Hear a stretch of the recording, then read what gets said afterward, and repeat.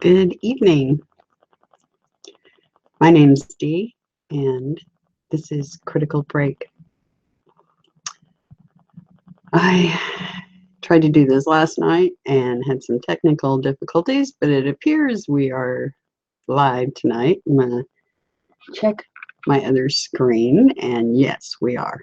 So I'm going to pull up the chat room and see how everybody's doing there, so I can see what's going on. Oh, I gotta mute that.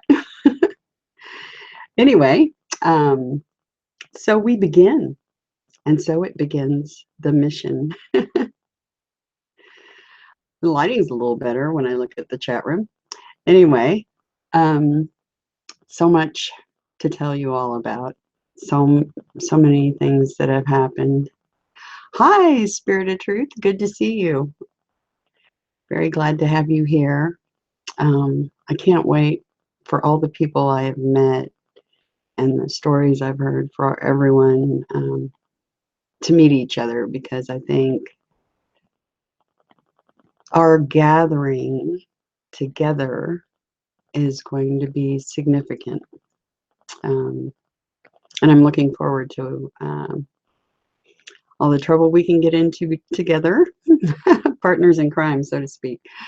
So anyway, what this channel is about is a combination of things, and I think the channel trailer kind of explains it a little bit.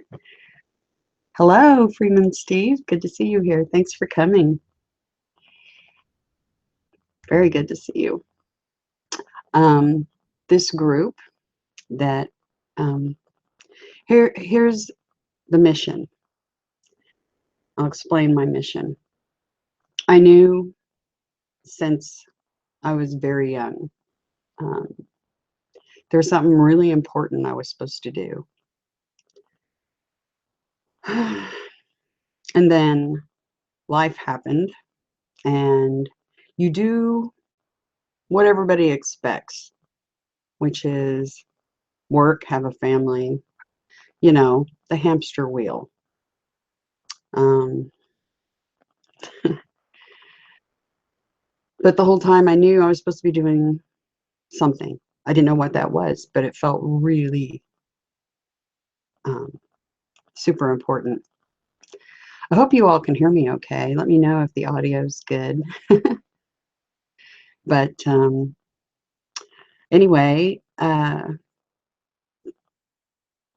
time went on,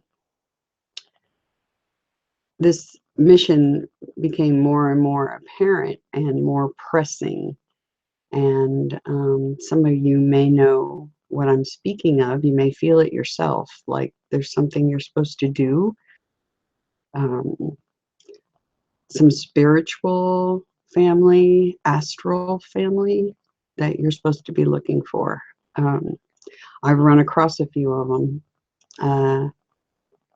Oh, good. I'm glad you can hear me okay. I just wanted to make sure, because I got audio last night, no video. And it was a streaming problem with streaming software, broadcast software, and my webcam, and the way the event was set up. So anyway, got past all that, did a test earlier today, and I was like, yes, it's working. So we're good to go. Things happen the way they're supposed to. So I'm glad we started this evening instead.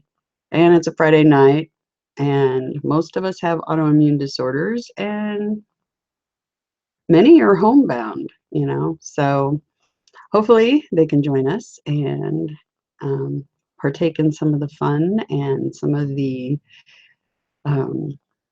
information and things that happen. Anyway, so I can't explain, but I have a huge drive to,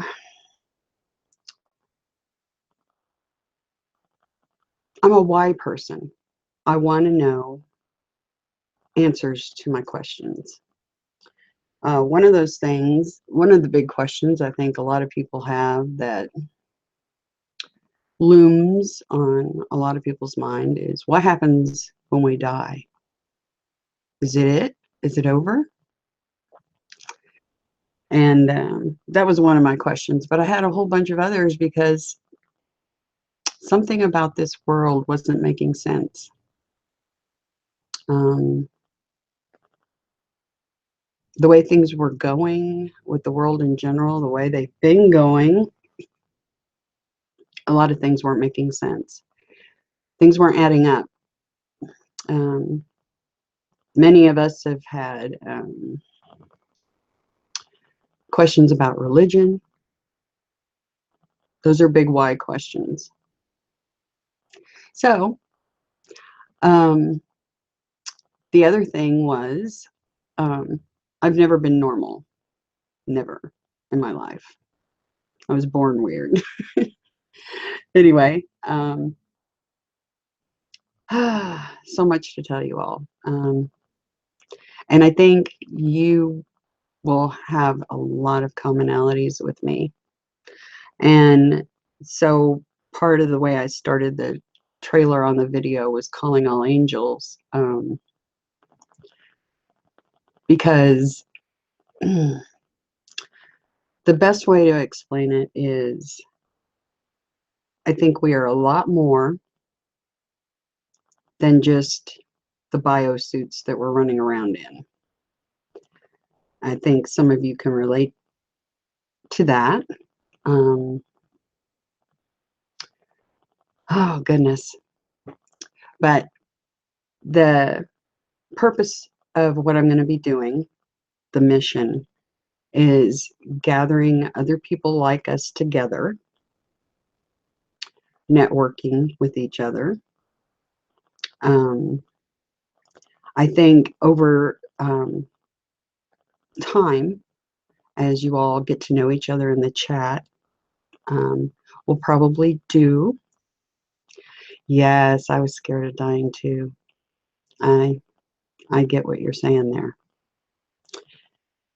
Anyway, I think as time goes on and you all get a chance to talk with each other and chat, I plan on doing hangouts after the stream's over so people can chat and just kind of get to know each other. So Friday nights are great for that. So instead of going out to a bar or sitting at home alone, you can hang out with people just like yourself, pretty much. So I think over time there's going to be a lot of us. I think some other people will find us. You know how synchronicity goes. It's one of those things. They'll run across us. They'll find us. So I'm not too concerned about that. The thing down the road is I think it's going to get fairly large because I think a lot of people are going to feel like we do and have a lot of the same things come up in their lives. And so we'll end up splitting off probably into groups. I think you all will get a really good sense all by yourselves who is reverberating with you energy-wise. I think another thing you'll notice that happens when there's a lot of us together is the energy goes through the ceiling. I've been lucky and fortunate to be a part of some chats with others like us, and the energy is phenomenal. I mean, I can't even begin to tell you how much excitement. You can feel it. You don't. I can only imagine what it would be like if we were all in a room together, even via computer. Energy's energy, and it has a way of traveling. And I think you guys will be amazed at the sense of belonging and purpose that you're going to get from this. So I hope you continue to join us for these streams and for the after hangouts. And it's just going to grow. I've got a website. I'll explain my channel. I did an internet radio show for a short time, and while I was doing that, I did set up a website, and that's this YouTube channel was part of that whole radio show thing, and I've just repurposed it basically, because now I know what I'm supposed to be doing, which is how was it put to me? Gathering the troops, so to speak. But I think between helping each other and also some purposeful intent put out into the ether, I think it can't do any harm, not with the way the world is right now. The other thing is 100% of the people I run into that are like us have autoimmune disorders. And that's another purpose of this channel, is to help them, help you and the others heal. And I found out the hard way that when I first got diagnosed, of course, you know, the doctor put me on a whole bunch of medications to help with mast cell activation disorder and several other fun autoimmune disorders that kind of cascaded underneath that. But put me on a whole bunch of antihistamines, and just, it was overwhelming. And it did help. I mean, it was a far cry better than going to bed every night thinking I wouldn't wake up the next morning. I was that sick. I was homebound.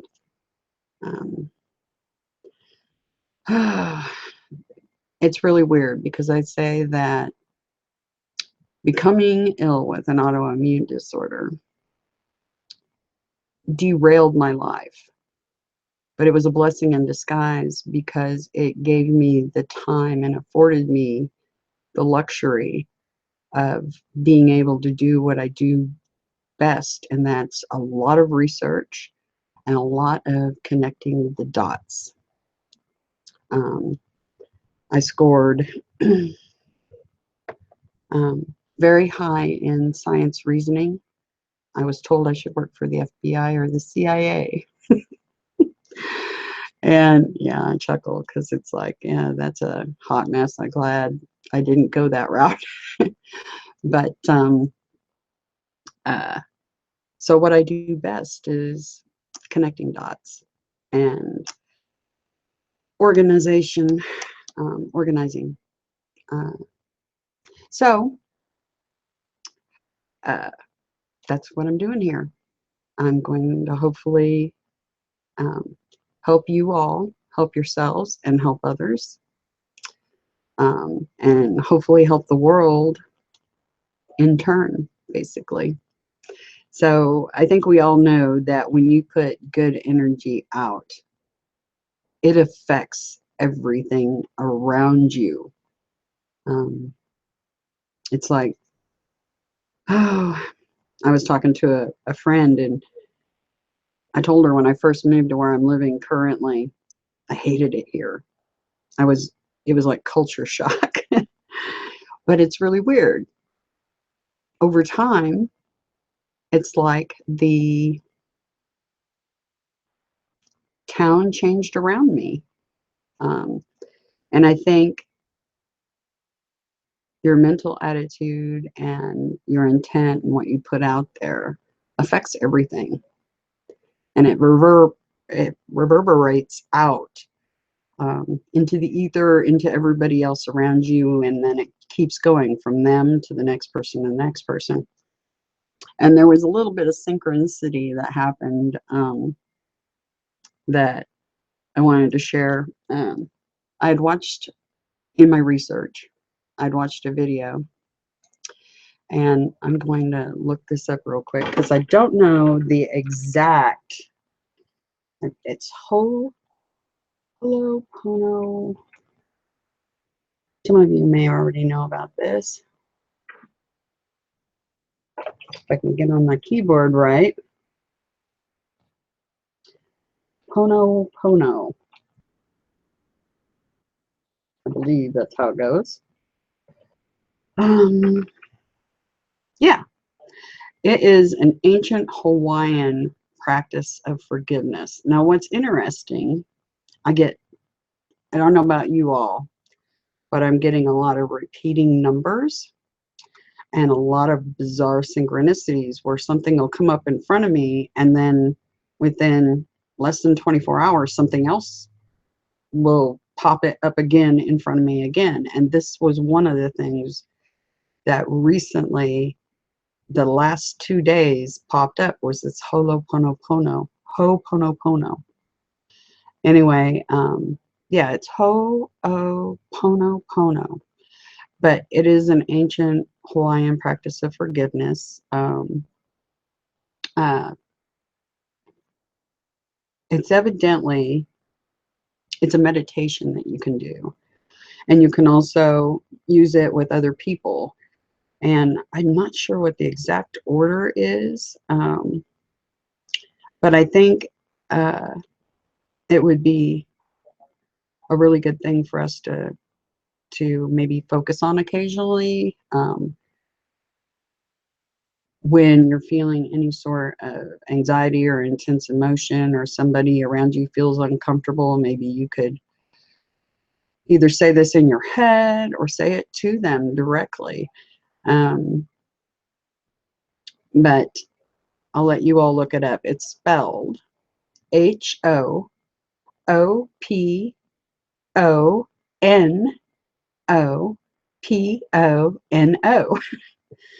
basically like it sounds.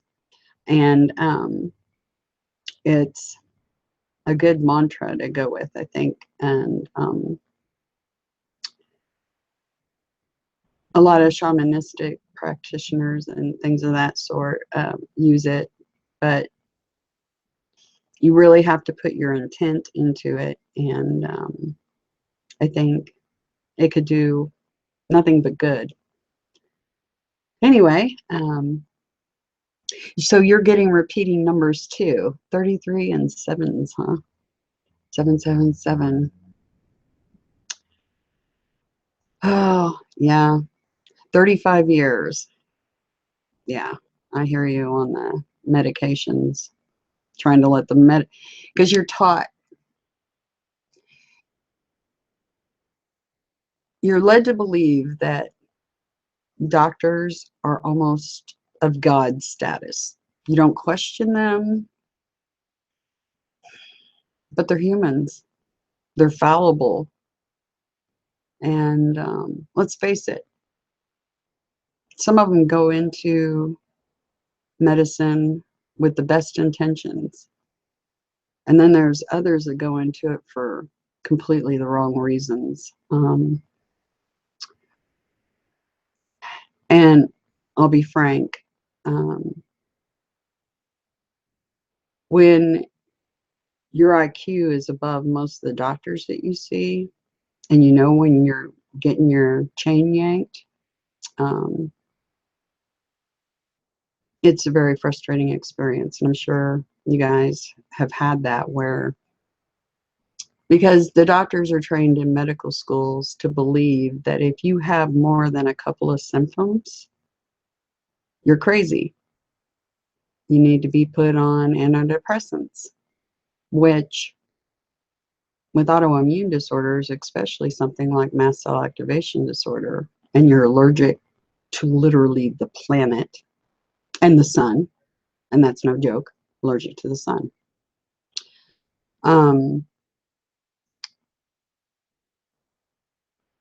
Those autoimmune problems only escalate. because you're allergic to the medications they're giving you. So they compound the problem. They pocket you into fibromyalgia. That's the doctor's way of saying, we don't know what's wrong with you. We think you're crazy. And our way to solve that is to put you on Lyrica. Well, guess what? Lyrica is a repackaged antidepressant.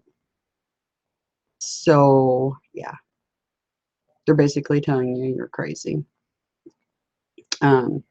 So that's what I experienced as far as doctors go. I saw over 80 physicians.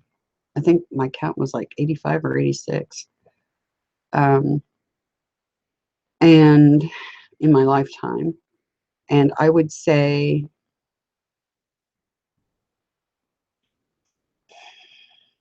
3 or 4 of those, probably around 4, actually cared more about their patients than their pocketbooks. And that's not what a physician, I mean, if you're going into medicine, it's to heal people. It's not about your pocketbook. It's not about how many scripts you can write. Anyway, I'm very fortunate because I've got 2 excellent, excellent doctors that actually listen. And they even are interested and care enough to, well, they realize that I know my body better than they do. And I ended up going with some natural remedies. And I'm actually healing. Uh, I started a year ago, almost to the day, on a natural protocol. And I've added to that protocol, made my own protocol, because we're all very individual. We can have the same disorder and still need something different. So I started that a year ago, and I was really sick when I started, and I'm doing better every day. Good enough to start this endeavor, my mission. So anyway, my hope is that this helps a bunch of other people that have autoimmune disorders. And I have a really good friend. She's been helping people with the natural protocols for 30 years or more. And she's going to be part of the group. I think she's going to be a wealth of information and support for everybody. Wow. There's just so much to talk about. I'm like, okay, where do I start? Maybe in the beginning. Maybe I should start with the beginning. I thought. Also, another thing, if anybody feels comfortable enough at any point in time that they would like to do a video with me and tell their story, I would love to have you. So if you do, either get a hold of me in the Hangouts after the stream, or shoot me an email at criticalbreak@outlook.com. Okay? So I'm looking forward to that because I know a few people that have already said they'd do it. So I'm real excited about that because not all of our stories are going to be alike, but different pieces of everybody's story will start, will spark, oh yeah, that's me, you know. So I'm excited about having future guests on here with me. But anyway, I guess I'll start in the beginning. So we'll go back. We'll go back to 1963. December 1963. I remember my granddad coming to visit, and I remember the Christmas tree. And I remember how his energy felt to me. And he had a warm, kind heart, but an injured soul, so to speak. And the funny thing is, I was born February 1st, 1964, 3:49 a.m. But I remember December of 1963. Why is that? Why do I remember something that happened before I was born? It's a good question, right? So that's my beginning. Yeah, started out weird and it only gets weirder. Anyway, yeah. Anyway, I have a sister that is 10 months older than I am. So we are the same age for a couple of months every year. And we hated it when we were kids. My birthday always came before hers. And with her being older, she thought that her birthday should come first. And I can get that. You know how kids are. And, but we hated it because our parents sometimes would celebrate our birthdays kind of together in a way. And because mine's February, hers is March. And yeah, and we're very close. I adore her. She knows that. Love you, sis. And yeah, so there I was. My name was Dina when I was born. I've got birth announcements and things with my name written as Dina.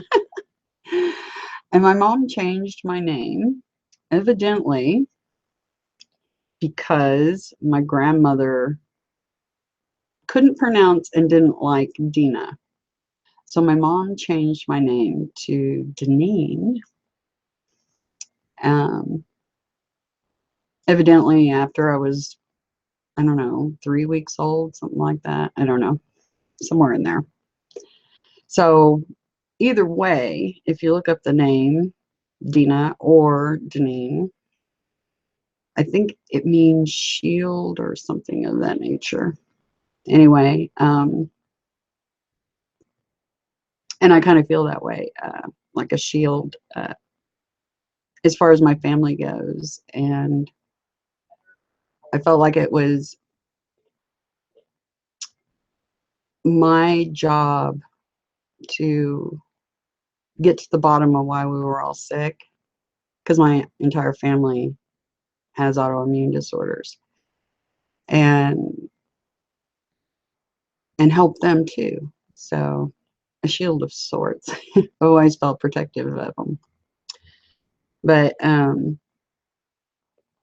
so yeah, my name got changed. So there's another weird thing. I remember a lot of things. A lot of people don't remember their childhood, but I remember huge amounts of mine. I don't know why that is. Uh, it's hard telling why that is exactly. But I'm going to give just a rough outline of my life, because otherwise we'll be sitting here for hours. And I'd rather talk about you guys than me. Um, anyway, but I thought I'd at least talk about myself enough that you all get a sense of who I am and what I'm about, and hopefully you'll see some commonalities. But my mom would,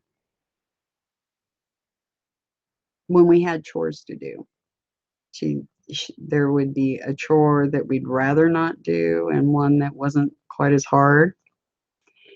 And she would pick numbers between 1 and 10, 1 and 100, and I would guess the number pretty much every time. And so that wasn't very fair to my sister. So my mom uh, got some toothpicks or straws. I don't know. We'd have to ask my sister because I'm not sure which it was. I think it was toothpicks, and did the different length toothpicks to see who would get what chore. Well, that didn't work either. And so uh, I got to where I would actually, because I felt bad for my sister after it happened a few times, that she was, getting to do the harder chore pretty much. So I would actually on purpose guess the wrong number or grab a toothpick or what have you that I knew was going to be shorter. So anyway, that's when my mom realized that I was a little different. Um, I was quite the happy-go-lucky kid, very outspoken, um, loved to make people laugh. My mom called me her miniature Carol Burnett. Um, I actually, it's funny because I actually did that Tarzan yell that Carol Burnett did. I was pretty good at it too. I haven't done it in a few years. I used to do it all the time, but yeah, I won't do it right now because I haven't practiced in a while. But anyway, so on with life here. So down the road, um, I'm trying to think of all the weird things that happened to me, but I had a lot of strange things. One thing I recall is when this would have been probably kindergarten. I was having kidney problems and, well, urinary tract problems in general. And I was sent to Children's Mercy Hospital in Kansas City, supposedly to get some tests done on my kidneys. And like I said, my recall of my childhood is really good. I remember things before I was born even. So I get to the hospital. There's a room full of kids there. Nobody in hospital gowns. They all looked perfectly healthy. And that's the last thing I remember until I got home. So I don't remember any tests being ran on me. I don't remember any of it. So that was the first very odd thing that I can recall as far as odd things happening to me. Um, when we were kids, our grandfather spent a lot of time with us and taught us how to write, how to spell, how to read, how to play cards. We'd play Go Fish all the time. It was funny. And he taught us solitaire. Man, by the time I hit school, I knew more than most kids did in sixth grade. But, and me and my sister were like little sponges, Grandpa would teach us stuff and we were just like, teach us more. Anyway,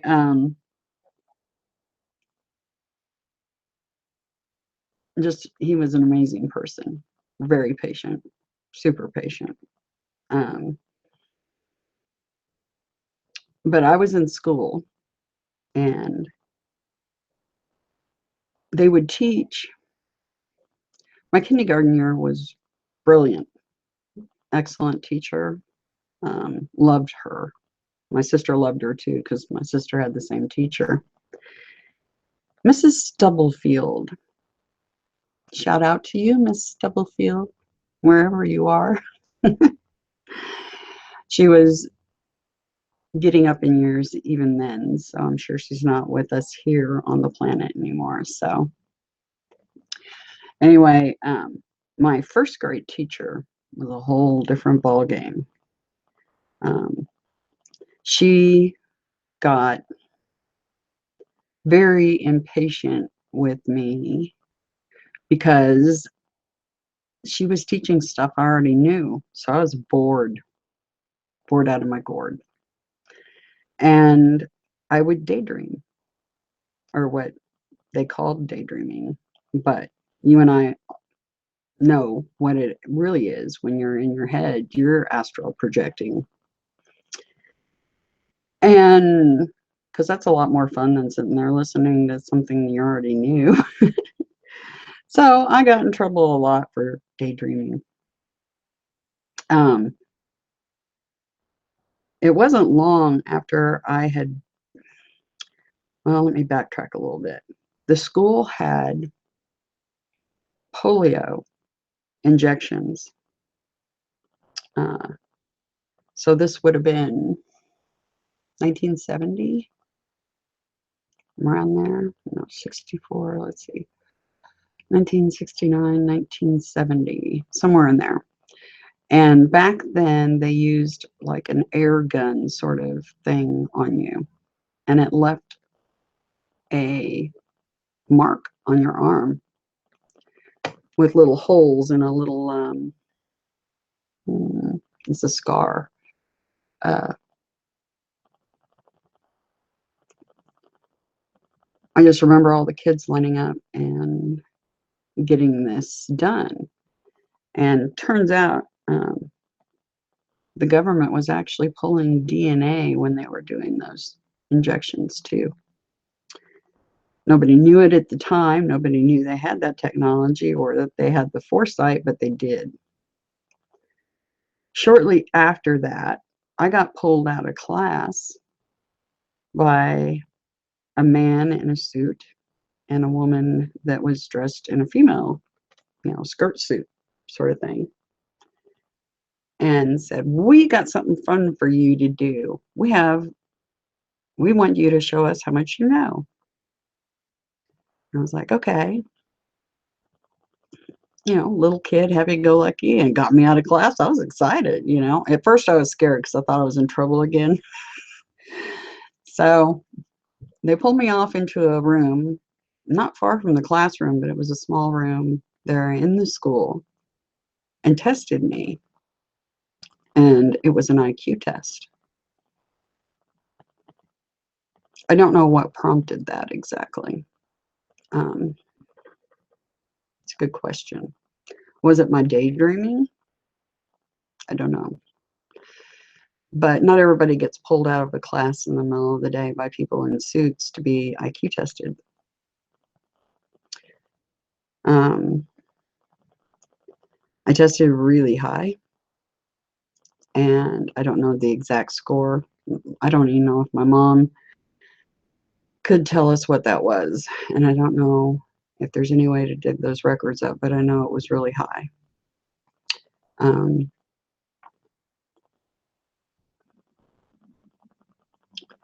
Hard telling. But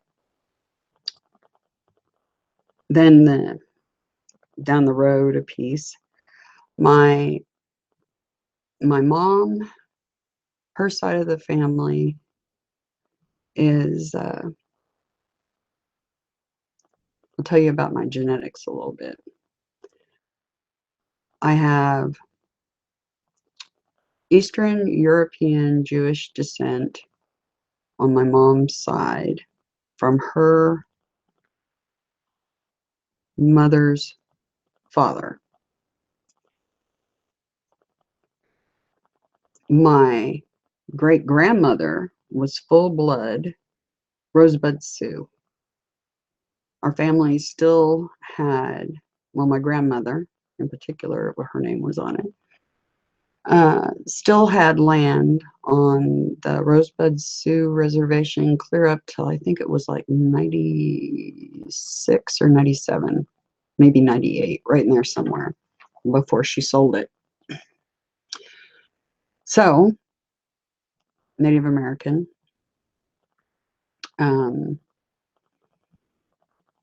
Then my dad's side is a huge question mark. My mom always told us that my real father, that his mom was full-blooded Cherokee. I'm not sure about that because I've heard otherwise, but so I'm not sure. But my mom is a Nelson, and in Kansas City, well, you're going to hear a couple of familiar names. Nelson's one, and Blair is another. Blair is my grandmother, my mother's side of the family, and Nelson is my mother's father's side. They, the Nelson family was very well to do in Kansas City. A huge part of building that city, and they were involved with the Kansas City Star and Times newspaper, the Longview Farm, Longview Lumber Company. There was a paper company involved. Mom told me the other day the name of it, International Paper or something of that nature. And they also owned all kinds of land. They owned cemeteries, Mount Moriah Cemetery, the Better Businessman Association or something like that. I remember vividly seeing a symbol when I was a kid in some of my grandfather's effects that I believe were Freemason regalia, like the pins and things like that. That's my family. So we got Native American on one end, Ashkenazi Jew, and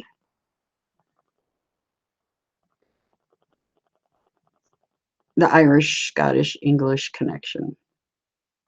So anyway, oh, so that's my family's background. Anyway,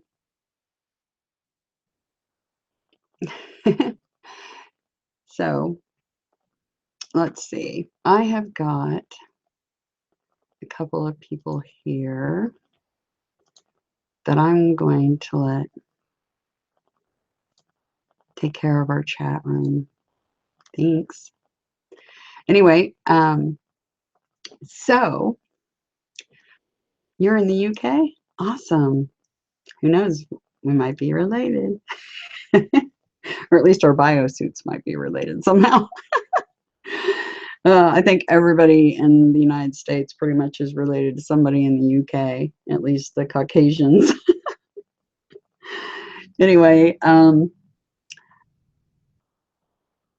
so there's the family. Anyway, no, I've never been to California. Sorry. I hadn't really ever planned on it, actually. When I was younger, I was like, oh yeah, I want to go to California. Oh, no. I changed my mind pretty quick.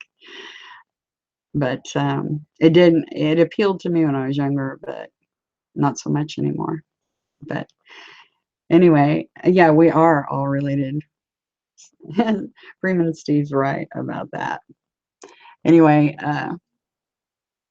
my another odd thing that happened uh, in my childhood, and well, it was actually I was a little older.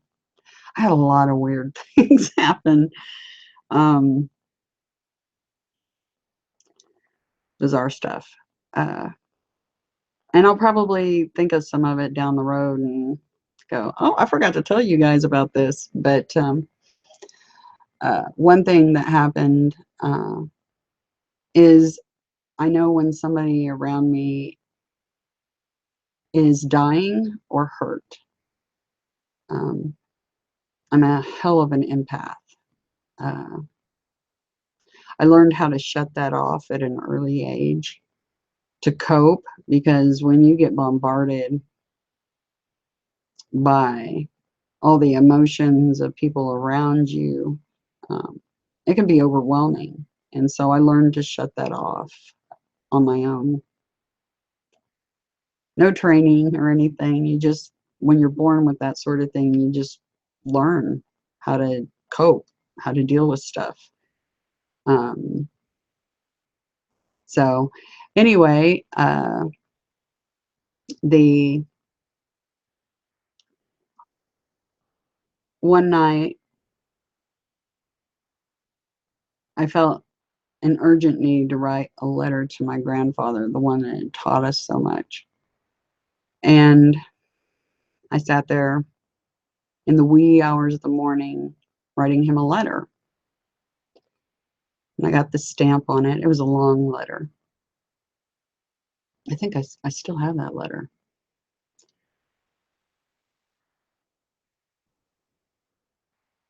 Turns out he was dying while I was writing that letter. I got the phone call. I'd just gotten into bed, had the letter sitting on the desk waiting to go out in the mail. And the phone rang, and it was my dad. And he said, "Your grandfather passed away." And I was like, "I already knew that." And my dad mentioned something about that something had happened with him, and he felt something was wrong too. So it wasn't just me that got that. Um, and when I say my dad, it wasn't my birth father. It was my mom's second husband adopted my older sister and I, and it was him that I was speaking to. And that grandfather was an adopted, my second, my mom's second husband adopted us. So it was my adoptive grandfather. So, um, so they don't have to be blood related to you for you to get the messages, so to speak. Anyway, the that was one thing that happened, and there was some others too, but that was kind of one of those significant things because he was very, very instrumental in our early lives. So took us fishing and all kinds of stuff. Um, then what else? I know we did have a weird experience that was very surreal. When I was a kid, I would have been probably 3, maybe 4 years old at the most. Our grandmother passed away after an automobile accident, and she had, we didn't know what death was at that point. And so when we went to the funeral and we saw her, my sister and I saw her, and we're like, "Oh my gosh, grandma, grandma." Because they were, our parents told us we wouldn't see her again. But we did, we saw her, and we went running to her. Well, My grandmother never spoke of having a twin sister, identical twin sister.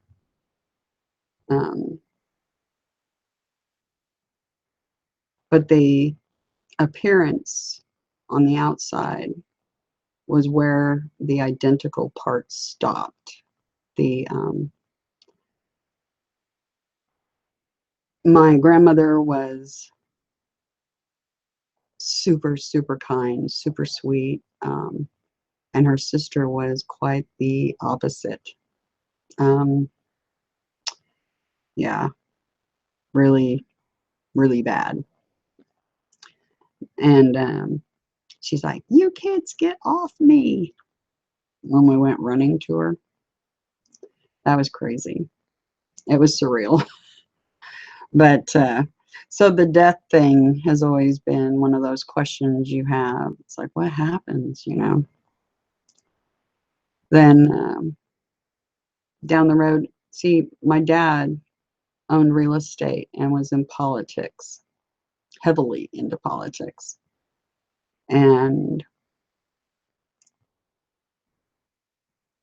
there, I don't know if any of you are familiar with,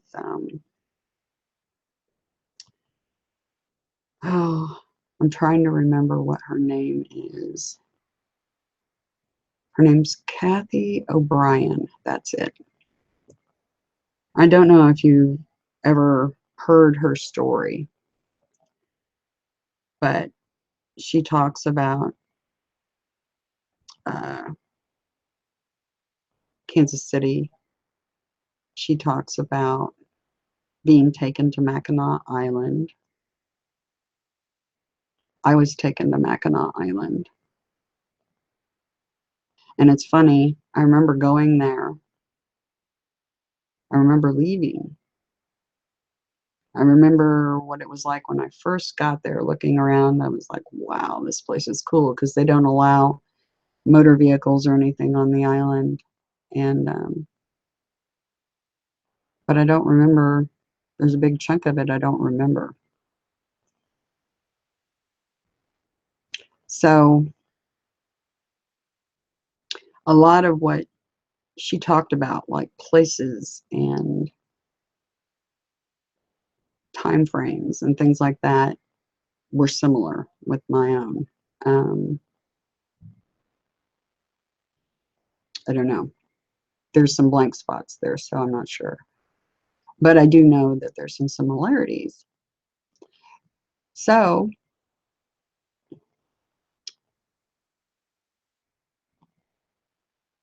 I've had a lot of, oh, I think I'll skip forward a little bit.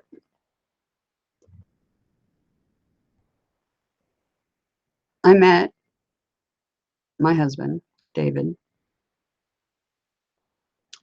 in the Kansas City punk rock bar scene. He's a bass player. And he was just a gentleman completely, which a lot of the guys weren't, you know, that gentlemanly, I guess, so to speak, that hung out in that scene. So he kind of stood out. But I met him. Uh, we started dating, and we moved in together pretty quickly, like within, I think, 3 months. And I didn't know back when he was telling me these things how important it would be, or how important it was, until years later. But he told me about an instance where he had met a guy and worked with a guy that was French. And this guy introduced him to some people, really tall people, is how he described it. And he said the one that spoke to him was a female, that she had overly large eyes and blonde hair. And there was something different about them, and that they had shown him a black box. This box produced energy. He said that they told him they were Pleiadians. And when he wasn't one to make up stories or fabricate, he was brilliant, electronic engineer, brilliant person. He was fascinated with science and technology. And I'm like, and the guy that introduced him to these people, his name was Marcel.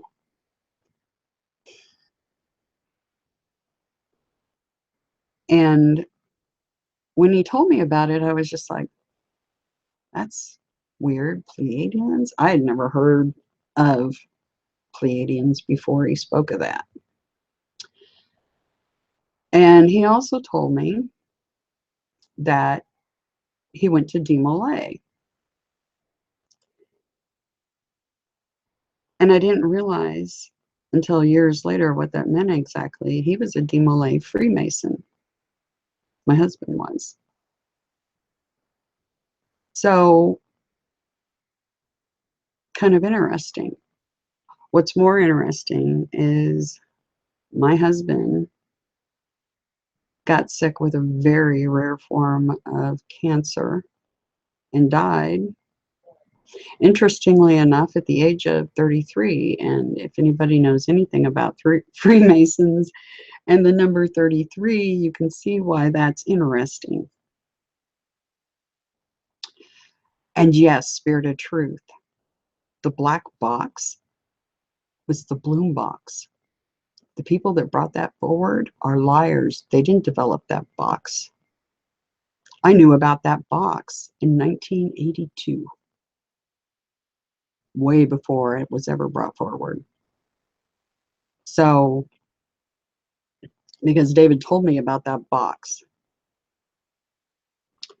And yeah, the Bloom box. You got it. You nailed it on the head. And so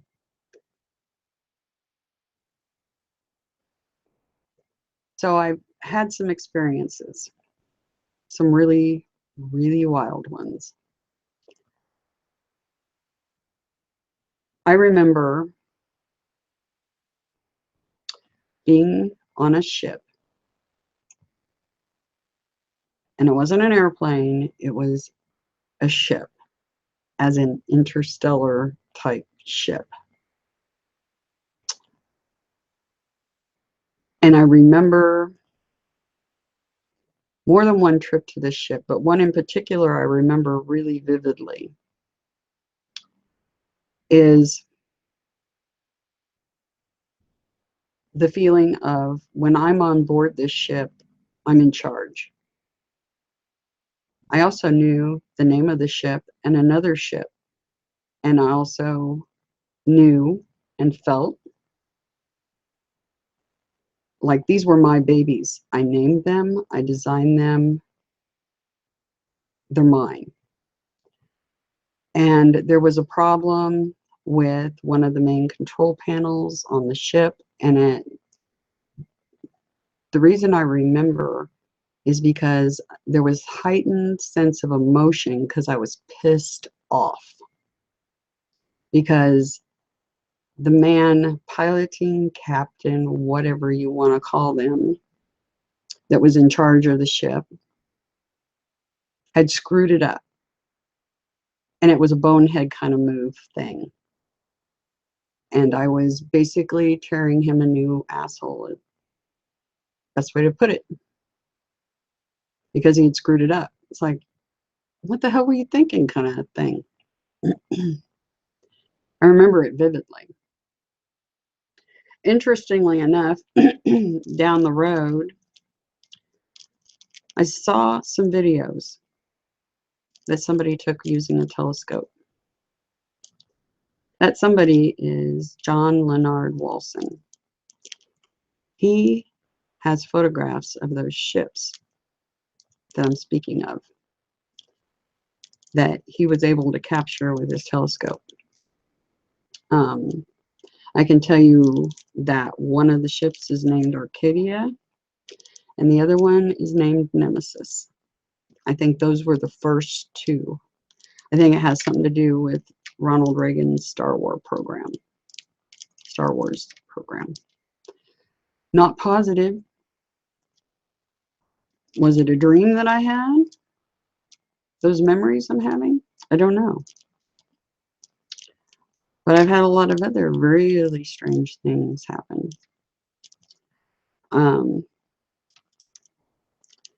When I was really sick,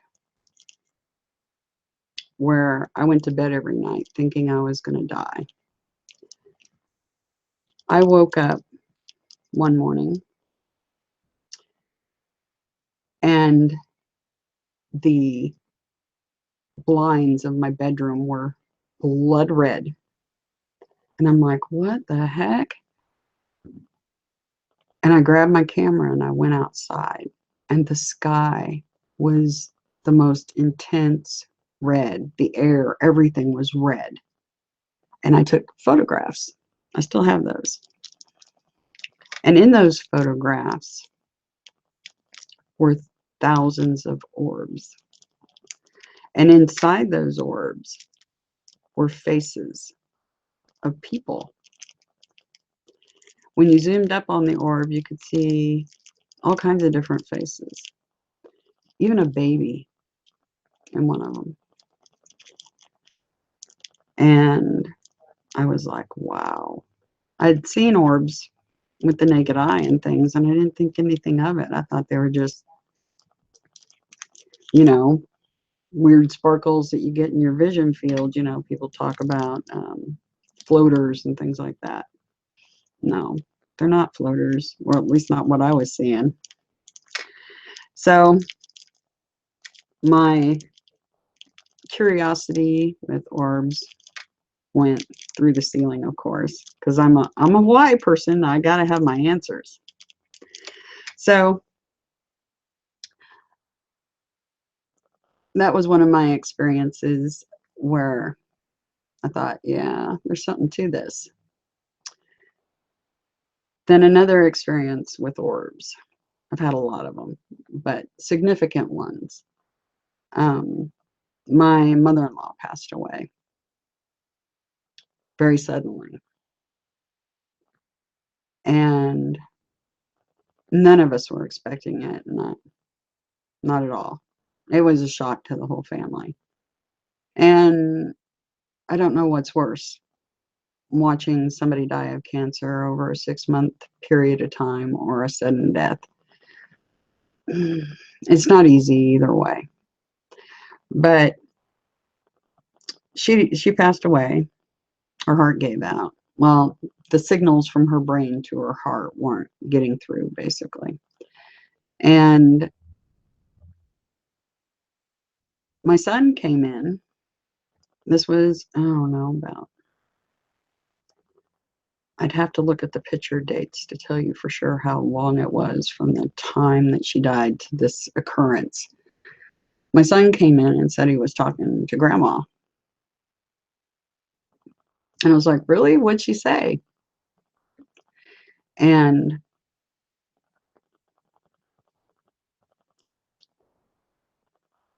he said, she doesn't want you to be mad at her. I'm like, mad at her? For what? And I think it was because she appeared to him. And see, I have made a pact with several people that I'm really close with, that I discussed life, death, religion, and things like that with. Made a pact that if one of us passed away, we would contact each other if it was possible. She did. She contacted us. And I asked him, I said, where's your grandma right now? And he said, well, she came in here with me. She's here in the kitchen. And he pointed. And I grabbed the camera and took a picture. And I captured a single orb in my kitchen, right where he pointed. So I was like, okay. She said she would contact me. We made a deal. Well, the reason she was apologizing and didn't want me to be mad was because she contacted my son first, actually. So that was another wild one with orbs. The next one was really profound. I was really, really bad at the time. And I was in bed a lot most of the time. And I woke up to an orb. The best way to describe it, it was about the size between a junior basketball and a basketball in size. It was big, hovering about 3 feet above my head. It was mostly pink, had some purple, and then there were other colors around. When I first woke up, I just kept blinking because I'm like, what is this? And I thought my son had gotten, the best way to describe the way the outside of it looked was like when a kid blows bubbles with, little bubble soap wands. And I thought, did my son open the bedroom door and blow a big bubble into my room? Just trying to reason it out because you're just waking up, your eyes are adjusting, and you're like, what? And I just stared at it for a minute, trying to reason this out. And I was like, well, just pop the bubble and that'll solve the mystery. So I kind of rolled over in bed and did one of these numbers. And it moved, backed away from my finger. And I was like, okay, did it again. Because I was like, maybe the air from my hand pushed the bubble away. Anyway, I did it again and it just disappeared. Wasn't a bubble. The inside of it, like I said, it looked like it was iridescent. It had energy in the center. The center of it was very lit up, very bright, glowing. It was amazing. And I'm like, what was that? I want to know, what was that? Because in the center where it was glowing from, it had wings like a large butterfly. Very intricate, very delicate looking, and just kind of slowly undulating in the center and giving off a ton of energy. Anyway, I've come to know that orb quite well. I've captured it in a lot of photos. I'm gonna take a drink. Captured it in a lot of photos, and I've got a name, but I'll get to that later. Excuse me. Anyway, yeah, orbs, they're interesting. And I think there's more than one kind when it comes to what I call a spirit orb, just from observation over the years. But some more weird stuff. Have to give me a minute. EDS throat. Ehlers-Danlos syndrome. Your your windpipe It doesn't work right. You're a swallower. Anyway, maybe a mint will help. But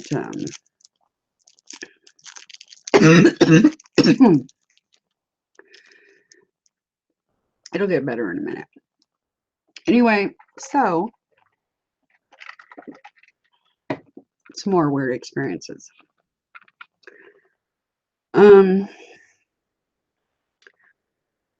I don't know if any of you are familiar with Peggy Kane, but she is an EVP researcher that did many, many, many hours of EVP research, and she worked with reverse EVPs. And the things that she heard, if you ever listen to her story, it matches up with what I've heard, because I've done the paranormal has always been a huge interest in me, because it's another one of those big why questions. I've done thousands, examined and researched thousands and thousands of hours of EVP, my own and others. I have something that seems to be common amongst people with the particular autoimmune disorders I have. Most of them have, with Ehlers-Danlos syndrome, hearing loss. But there's a rare occasion when we have what's called hypercussive hearing. I think there's another term for it, but that's the one I use because it really describes it well. But I have ultra sensitive hearing. And so researching EVPs is a lot easier for me because I can hear things better than the average person. And what made me figure out, I thought everybody could hear the things I was hearing. So I never thought anything about it. But what made me realize that I was hearing things other people weren't was going in for an ultrasound, and I could hear the machine. I could hear it. And the tech that was doing the test on me at the time, it was heart related. I asked him, I said, I can hear that machine. And he's like, that's impossible. Humans can't hear that. You're just hearing the air conditioning. I'm like, no, I can hear that air conditioning cycling on and off. But I hear something else, and it's that machine. Every time you put it against my body, I hear it even better. He's like, humans can't hear that. I'm like, okay, I'm not going to argue with you. I just know what I'm hearing. So that makes me really good at picking up tiny nuances in frequency. And EVP work was fascinating to me because, again, the life after death question comes up. Well, Peggy Kane has noticed some things in her EVP work that mesh up with what I was hearing.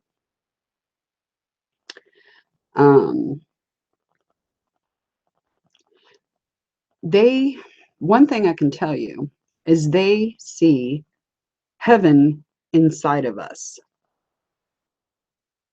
What does that mean exactly? I think the energy inside of us is all part of a greater whole. And we just have to remember, there's a guy that does a series here on YouTube, Atlantean Gardens, Robert Selfer. And he says, we are a species with amnesia, and I think he's right. I think we do have amnesia. And some of us have dreams or even daytime downloads while you're awake, to give you little glimpses or pieces of what it is you might actually be.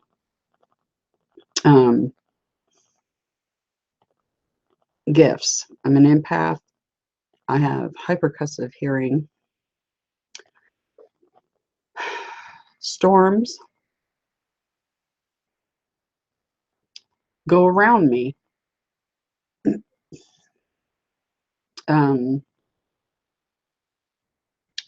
I've watched radar. Storms are another thing. The sky in general is a big hobby of mine, taking photographs. But storms actually go around me. And I'll get into that story some other time, but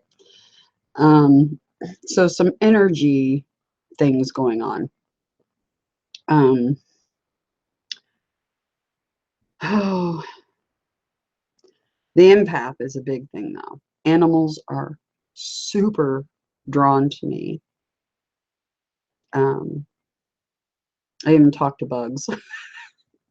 It's like I've had ladybugs show up in the house recently. Just random, just every once in a while I'll see a ladybug and I'll talk to it. What are you doing in here? Aren't you supposed to be sleeping? It's winter. But all kinds of weird synchronicities with birds and all kinds of crazy stuff. But anyhow, there's a lot more. I just wanted to give kind of a rough outline of things that I'm into or experienced. So you guys would feel like you kind of know who I am, you know, who's this person that's trying to help gather us up and network with each other and help each other and things of that nature. So it's like, this is me, warts and all. I don't hardly ever wear makeup. And so when I decided to start doing these streams, I was like, these guys are going to get me the way I am. I'm not going to dress up. I'm not going to put on makeup. There's a chance I may be just getting out of bed and do a stream. Don't brush the hair, nothing, just do it. So that's me. I'm hoping that these streams help a lot of people. We're going to be talking about protocol, natural protocol items, what they do for you, how they help. My journey over the past year, getting off of pharmaceuticals totally and on natural protocol. The hell I went through, because that's a tricky business, stepping off of pharmaceuticals, going on to natural, and what a balancing act. And plus you have times when you kind of, oh, what's a good way to put it? You'll be doing really good, and then all of a sudden you'll add something new to it or up a dose or something like that, and you go into heavy backslide, basically, where you feel really crappy for a while. And the frustration that that can have on you is, yeah. So anyway, I'm hoping that we'll grow as time goes on. And I don't know, do any of you guys feel like doing a hangout tonight after the stream and just chatting? Let me know if you guys feel like doing that tonight. And we will do that every night after a stream, unless something bizarre is going on. But once you're invited to the hangout, you'll be able to go back in there anytime you want and chat with each other, which is really cool because you can just type chat, or you can video chat with others just like you. So, and thank you to my mods. Thank you so much for taking care of a problem that evidently happened. I just noticed that somebody got in trouble, but I didn't really pay attention because I was too busy yapping. But so anyway, let me know here in chat if you want to hang out, and I will invite you if you do. If not, we'll just do it next time. It's up to you guys. But one thing I want you to walk away with tonight is remember the ho pono pono. It actually feels good when you do it, and I'm going to start doing it myself since the synchronicity happened. And it's like, you know, when something keeps coming up in front of you, it's somebody's telling you you need to do this kind of thing. So, and I try to pay attention to those little weird synchronicities like that. Oh, you have someone coming over. Okay. Okay, cool. So tonight will just be the start of hopefully something really amazing is what I'm hoping. So I will leave you all for this evening. I hope you have a lovely weekend and week ahead. I'm not sure how often I'm going to do the streams, at least once a week, I think. And I'll figure it out. I'm winging it. I've always flown by the seat of my pants on a lot of things. And like tonight, I didn't plan what I was going to say. I'm just here. So anyway, I will tell you guys that love to you all from here to the stars. And most of you will know exactly what I mean by that. Anyway, so for now, take care and tons of peace. Talk to you guys soon. Have a wonderful, wonderful weekend.